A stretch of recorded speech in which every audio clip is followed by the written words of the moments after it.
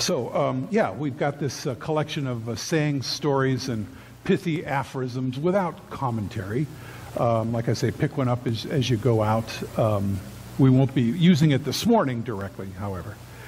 Instead, what I'd like to do is talk a little bit about the cultural and political environment that Jesus had to face as he did his teaching that's collected in the Sermon on the Mount. But instead of doing that directly like a history lecture, I mean, you'd be asleep in 3 minutes. Not that you won't be anyway, right? But I want to pull out a story from one of my collections of unfunny priest, minister, rabbi walk into a bar jokes. Don't stop me if you've heard this one. Just kind of go along with it here. So, a politician, a bishop, never mind what denomination, politician, a bishop, and a venture capitalist walk into a bar.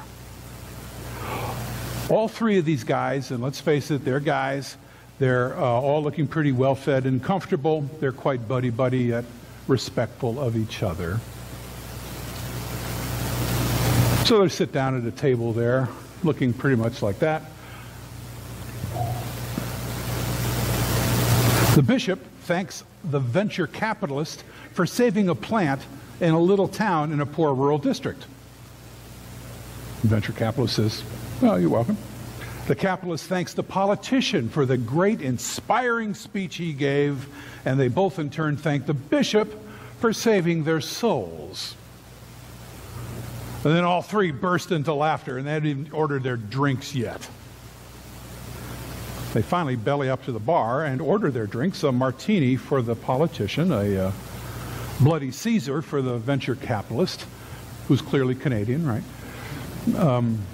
A shot and a beer for the bishop, because he was very recently a priest in Cleveland. But what they don't notice is that the bartender, a swarthy Middle Eastern looking kind of guy with rough calloused hands, slips a jigger of sodium pentothal into each drink.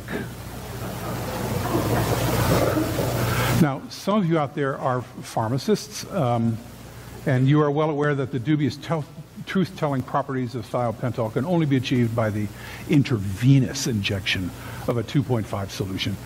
So please just pretend that similar effects can be achieved by oral delivery. Okay. Just bracket that if you're a pharmacist. Okay. The three sit down and quaff their drinks. How the venture capitalist quaffed down that Caesar, I'll never know. But anyway, they begin to run at the mouth, like truth serum makes you do, at least in the movies. And the politician says, "Well, I get my way by the manipulation of power and images and rhetoric. Some people might get hurt, sure, but it's either covered up or covered in the glory of battle. Works out just fine for me." The venture capitalist says, "My investment banking buddies and I, we do our work through the manipulation of money. Oh, sure, some people get hurt now and again, lose their houses, lose their benefits, or lose their jobs. But hey, we keep the economy moving forward.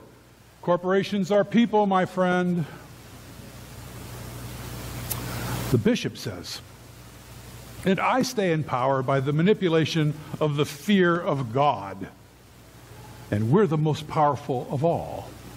In the long run, people go to war and run for office and do all sorts of things because of the good versus evil theory of the universe that I feed them."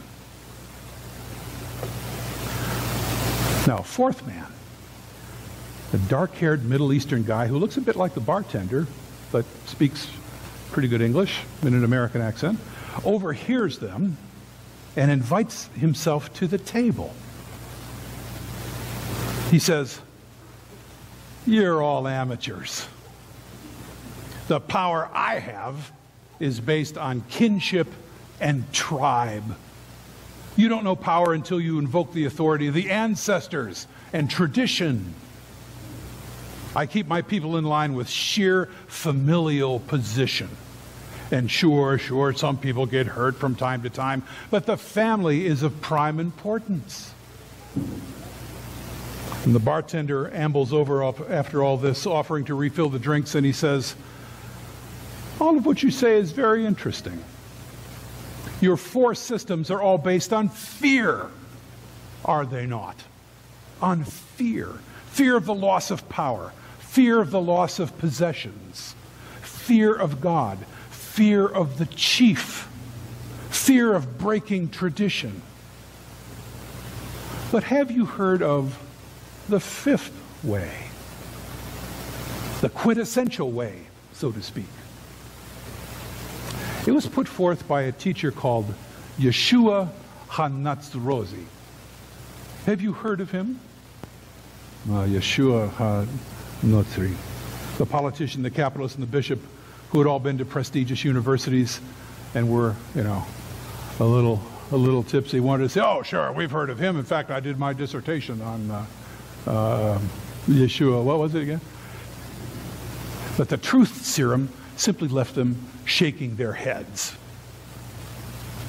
The 4th man, the Middle Eastern man, in all truth said, oh yeah, I've heard of him, and I know what happened to him too. This Yeshua HaNatzri, he was killed, executed, because he didn't respect the family, didn't respect the tribe. He had quite a following for a while, but I know a story about him, and my brother Nicholas will read it for you. From Matthew 12:46-50. While he was still speaking to the crowds, his mother and his brothers were standing outside wanting to speak to him. Someone told him, "Look, your mother and your brothers are standing outside wanting to speak to you." But to the one who had told him this, Jesus replied, "Who is my mother and who are my brothers?" And pointing to his disciples, he said, "Here are my mother and my brothers. For whoever does the will of my Father in heaven is my brother and sister and mother." You see, the 4th man said, that's what happened when you question the glue that holds the whole bloodline system together. And he tried to turn the whole family system upside down, even at the risk of slighting his own mother. That was shocking and unacceptable. Good thing he was eliminated, or we'd all be in trouble. That's the joke. That's the punchline. Not very funny. Yeah, not very funny at all. I've got more of those, but they're even worse. Not funny, but true. This ancient Middle Eastern teacher, this Yeshua HaNatzri, in English, Jesus of Nazareth, is nothing but trouble. He trashes the kinship system by disrespecting his own mother and brothers. He disrespects the power system by riding into the occupied capital on the back of a donkey, as if he were the prophesied Messiah. He disrespects the religious system, the elaborate priestly system of violent sacrifice and obedience to outmoded rules. He disses the money system by turning over the tables of the money changers, the Roman occupation collaborators, and the moneylenders who charge onerous interest on poor people. That's why he was killed, and why people who question the big 4 systems have been killed or imprisoned or silenced throughout human history. This Jesus had the audacity to teach a 5th way, this quintessential way that he called the kingdom or the realm of God. He used funny stories and outrageous sayings, risky public demonstrations, civil disobedience, healings of unclean, unworthy people, and deliberate rule breaking to try and make this realm understandable. Now, as I've lived with the teachings of Jesus over the decades, I've tried to visualize how what I read in the gospel, how it may have appeared in real life at the time. You know, try to put myself into a time machine and be there when Jesus was teaching or at the temple. And the more I do that, the more he seems like one of those belligerent stand-up comedians than a thin-faced, pious, unsmiling holy man of the type that you might see in the movies. He's more like a Martin Luther King marching arm in arm in the streets of the powerful capital and then booming his considerable voice over the white marble monuments there in the Capitol. He's more like comedian Stephen Colbert, speaking the truth directly to a war-making president at a formal dinner. Tuxedo and all. That was incredibly shocking, yet wonderful. If Jesus had lived in our era and been familiar with things that we know, like TV or amusement parks, maybe he would have stood on stage in front of a black tie crowd of wealthy dignitaries and, not unlike Colbert, said something like this. So try to imagine formal dinner, very powerful people up on the dais, all decked out in their very finest. And Jesus, however you picture him, stands up and says this.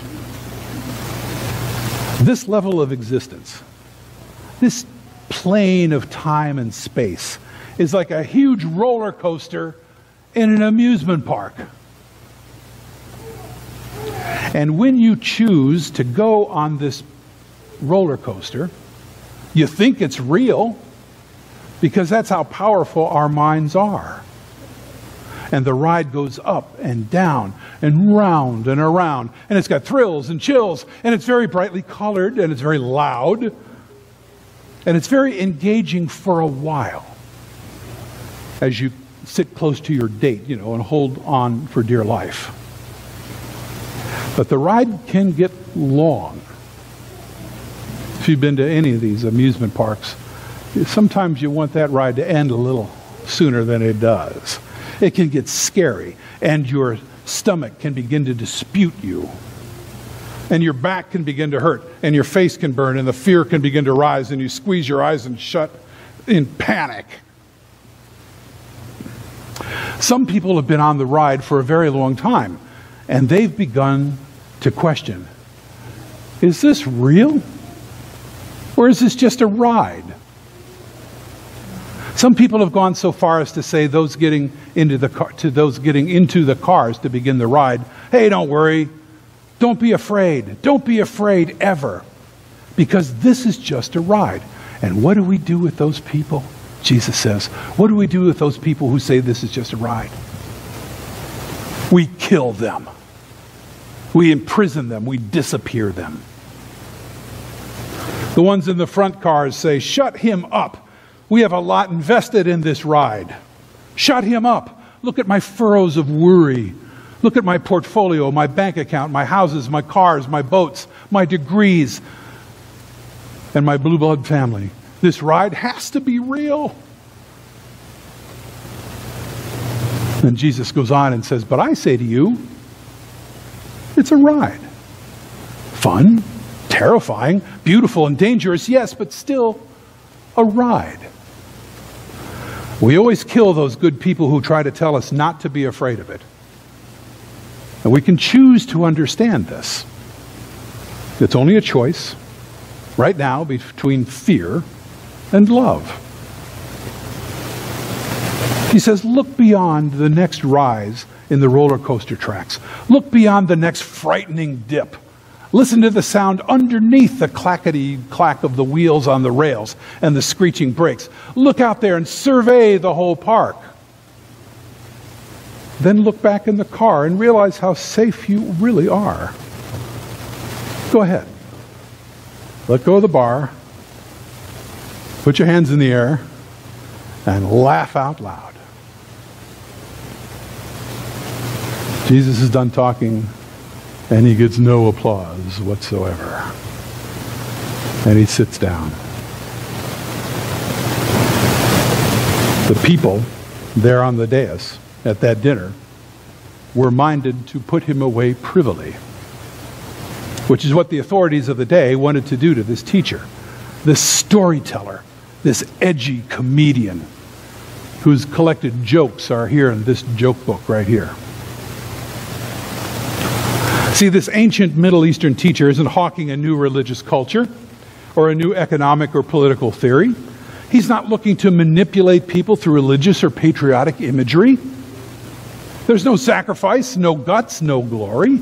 There's only the opening of the eyes, the opening of the ears to perceive what's really going on, both outside and inside. Those that have ears to hear, let them hear. God is one and for everyone. All 7.5 billion of us, not to mention the animals.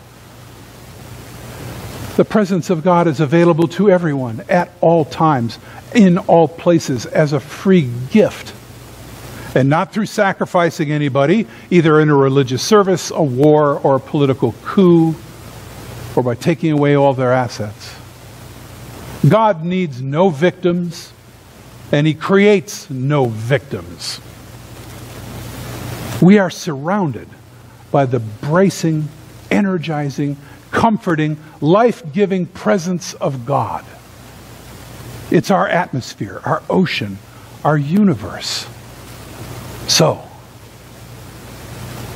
as we're on the ride here, and it's still scary, the older we get, the scarier it gets, let go of the bar. Put your hands in the air like you did when you were a kid and just laugh out loud. Amen?